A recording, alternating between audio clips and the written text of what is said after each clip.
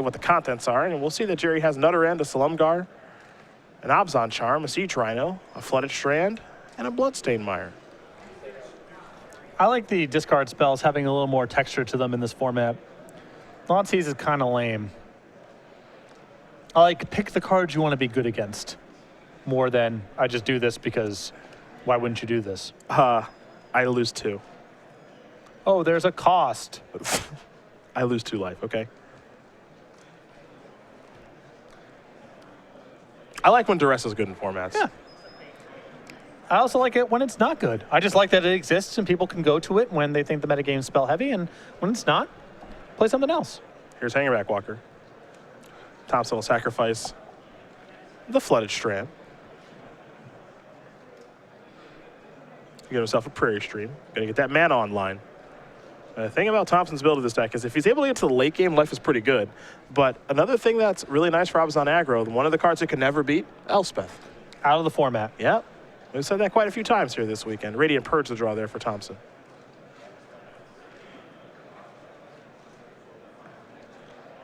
Wooded Foothills the land. He'll pass the turn back over to Bridges. But I think this game from Thompson is where you might, this might be one of the games where you feel the loss of Corsair Crucifix. He's got a very powerful top end. He's got some removal spells, but no real card advantage he can go to. And he's got to make a lot of land drops to get to things like Slumgar. When Corsair's in the deck, it's not that hard to facilitate all that. It's going to be a lot more work this game. Basic Forest off the Foothills. See what the follow-up is here. Thompson got to sacrifice Bloodstained Mire. A lot of fetches.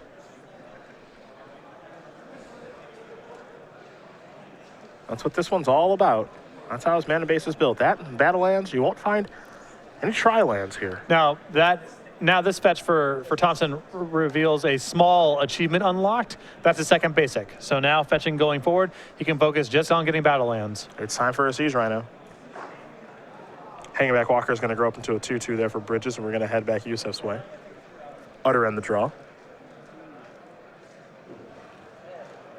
Here's another Hangerback Walker. No land there for Bridges to play, so he just has to pass the turn back over to Thompson.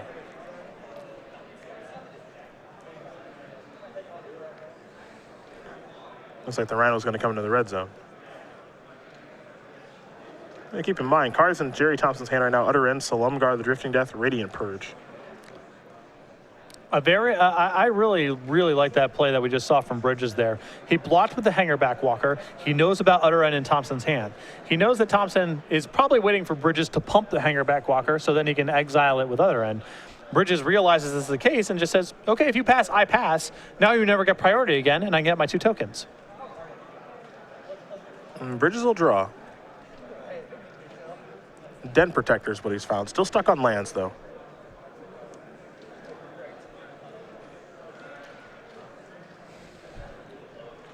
Looks like maybe some beatdowns in the air. Yep. Thompson will fall down to 18.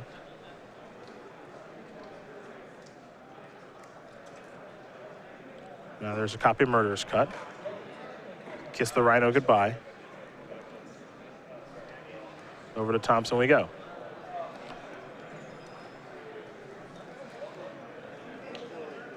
Makes for plenty of cards in the graveyard here.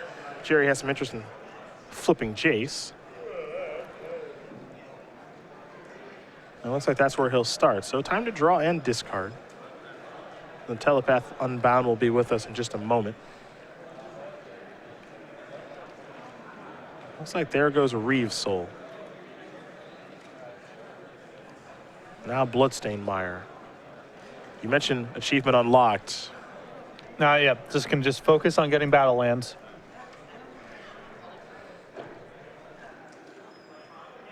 Might be time for Slumgar here. Jace will start by taking up. And now there is Slumgar the Drifting Death. A great answer to Hangerback Walker.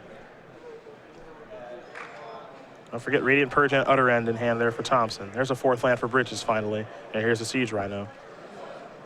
So he'll take a little bit of damage to cast it, but he'll gain that life back. Thompson's going to fall down to 14 no matter what. But now Thompson in full control here. Abzan Charm in the graveyard ready to exile. That Siege Rhino, Slumgar online. And you see the cards in the graveyard. Here's an attack. Not going to get a lot done here. Yep. Going to block the Hangerback Walker, which will make a 1/1, and then Slumgar's going to get to swallow those up.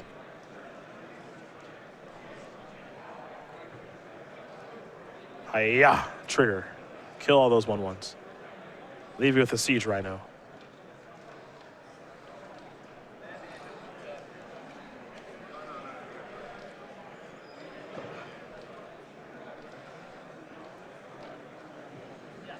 Jace is going down.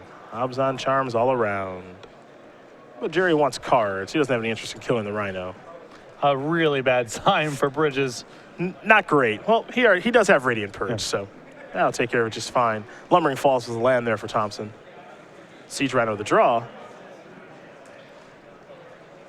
And Siege Rhino went in the battlefield. Thompson going to fall to 9.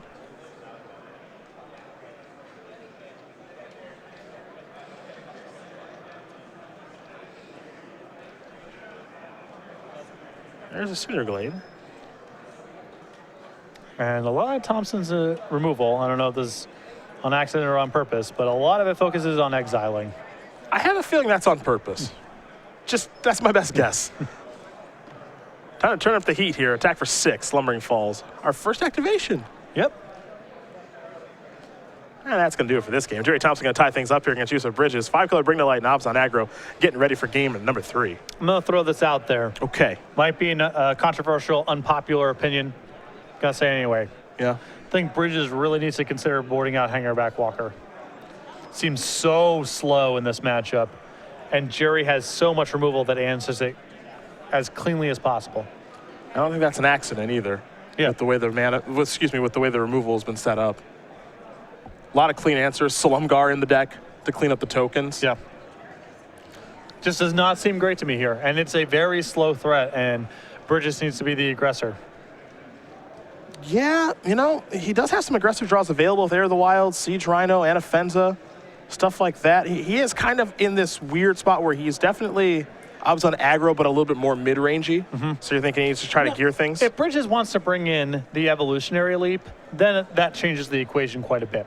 Because Hangerback Walker and Evolutionary Leap are so potent together. But if he's not on that plan, I don't think Hangerback Walker is particularly good against Thompson's deck. It didn't look good that game. No. That's for sure. Now, we'll take a look at the sideboards here. We'll start with Bridges, who's got 3 Ration Clerics, 3 Duresses, 2 Despise, the Valor Stance, 2 Silk Reps, 2 Utter Ends, and then 2 Evolutionary Leaps. It's just kind of tough because I don't know what you want to board the Hangerback Walkers out for. Well, I think that the Evolutionary Leaps, the Utter Ends, the Valorous Stance, and the discard spells are all fine. So he's got a lot of cards he could potentially bring in. I don't know, if he wants to bring in Evolutionary Leap, I think you have to leave in Hangerback Walker. I think that mixture of cards is too potent. But if he thinks Evolutionary Leap is too slow in the matchup, or if he thinks that Gerry can lock out the board anyway, I think Hangerback Walker needs to be in consideration to be boarded out. What's Gerry have on his side? I know his sideboard's a little spicy this weekend. 2 Duress, 3 Radiant Flames, 2 Disdainful Stroke, 2 Encased Nice, Slumgar's Command, a Slumgar the Drifting Death, a Radiant Purge, and an Offense of the Foremost, 2 Obnixilis Reunited. I think Obnixilis, the Radiant Purge we saw, I think Slumgar the Drifting Deck and Slumgar's Command are both fine here. Just cards for, I wouldn't necessarily say aggressive matchups. They all seem good in matchups where your opponent is the aggressor. He's the one attacking you. But the games aren't that fast. Bridges is a little bit bigger and a little bit slower than most beatdown decks.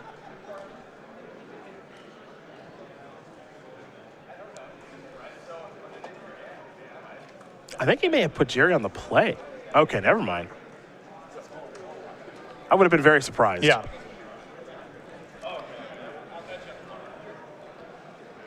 There's the Wooded Foothills past the turn back. Oh, there's Air of the Wilds. That's a good start. A little bit more aggressive than the Hangerback Walker. Thompson going to search up a Smoldering Marsh with the Wooded Foothills.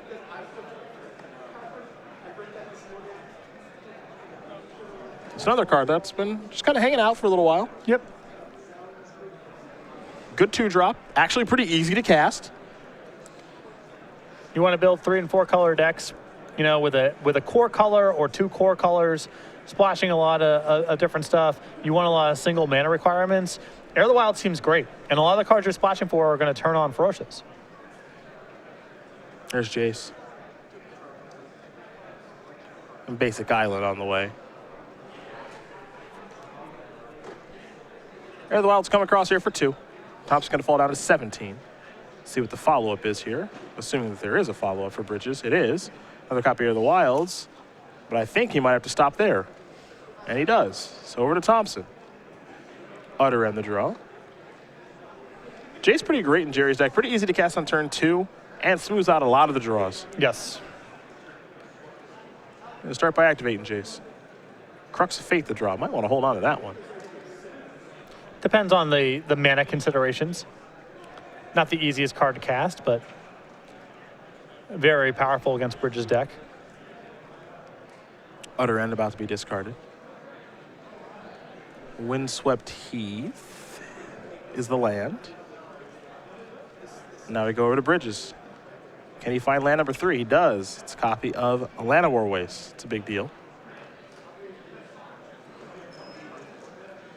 I believe there might even be an Anafenza in hand. And if that's the case, Ferocious is online. And Thompson cannot currently cast Abzan Charm because he has an island in play. Mm-hmm. Just going to pass the turn back, however. Little Bridges. Does have Anafenza, but elected not to cast it. Does have an Abzan Charm, however. So Thompson's going to search up a basic plains, fall down to 11. Battle lands onto the battlefield untapped moving forward.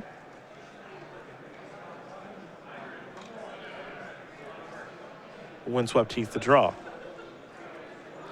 A Jace activation. Polluted Delta is what Gerry found.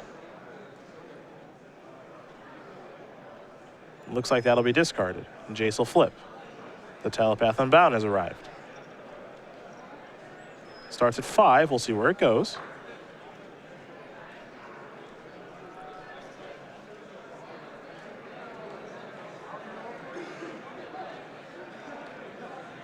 Looks like Languish is on the way. Got to get a Sunken Hollow. Jace will move up to 6, pass the turn back. Time for an Abzan Charm. Bridges will draw 2 cards at the cost of 4 life. 2 from the Charm, 2 from the lands. But that's the least of Bridges' issues right now. It's board's clean on Thompson's side. He's got Jason play with really juicy stuff to flash back.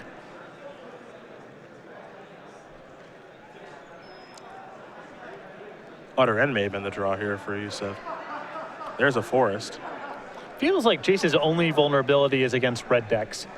Even in matchups where your opponent's attacking, if they don't have cheap removal to handle Jace, Jace still feels excellent. Thompson's going to fall down to 7 from the Rhino. Well, he drew a Rhino of his own.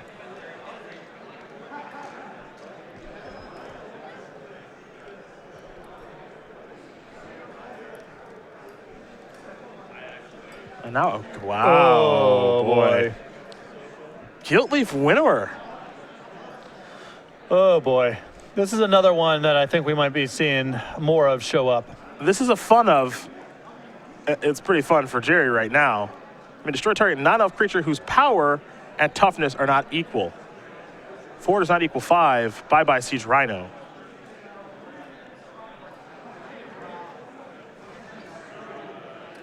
And Menace is actually a pretty relevant keyword. This is another card that in the face of Gideon could be a lot more powerful. 4 power creatures that aren't easy to block could be on an uptick. Siege Rhino the draw here for Thompson. Jace going up. Looks like it's going to target the air. Here's an attack for 4. Now Thompson looking to turn the corner with Siege Rhinos. He's going to come up to 10. Bridges will end up taking 3 more. And very important for Thompson to be the aggressor now and get a move on because of Evolutionary Leap on the other side of the table. Yeah. Hard to manage the board. The way you beat this card is just beat down your opponent while they're trying to set this up. Yeah, as we've seen with Michael Majors a little bit earlier in the day, Evolutionary Leap with enough time, it'll grind you down. So you don't want to play against that nonsense for very long. Bridges will draw. Den Protector.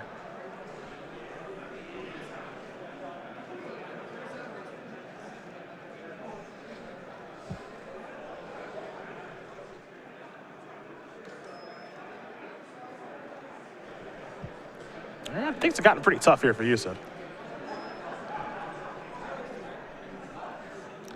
Yusef Bridges here with 25 lands.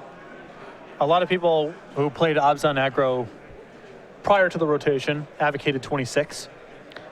And there are no temples in the deck anymore. Yep. And given how much mana Bridges' deck requires to function, I feel like 26 lands is where he needs to be at the minimum. You do get some creature lands in there now, too, in Shambling Events, so. More incentive to play with more lands. Yeah. Gideon going to bring an ally. You can't port over the same mana base as you were playing with last time. Oh, no. Temples had this, it wasn't noticeable, but it was this big variance reducing effect on the game. You just had steady draws more often. Now, without those cards, if your mana base is off by a little bit, you're going to feel it a lot more than you used to.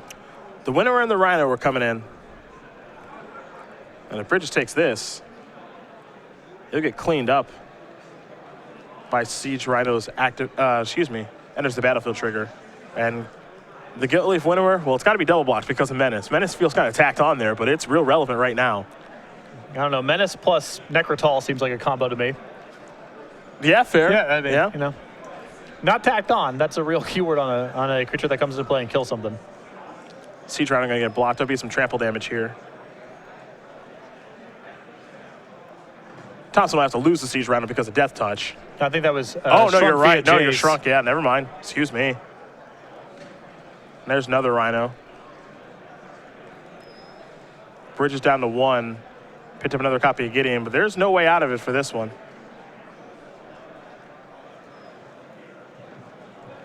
Survey the board here briefly, but Thompson's getting beaten down early. Stabilized with a Languish. Jace flipped, and pretty smooth sailing from there. It's very easy to look at this game and say, you know, and the second game that we saw as well, and say, well, Bridges missed some early land drops. And part of that's true. But I think that Bridges' deck just does not have enough lands in it for what it's trying to do. 25 sounds like a lot for a beatdown deck, but when you have a bunch of 4-mana plays, you have mana sinks like Evolutionary League and Hangerback Walker, Den Protector.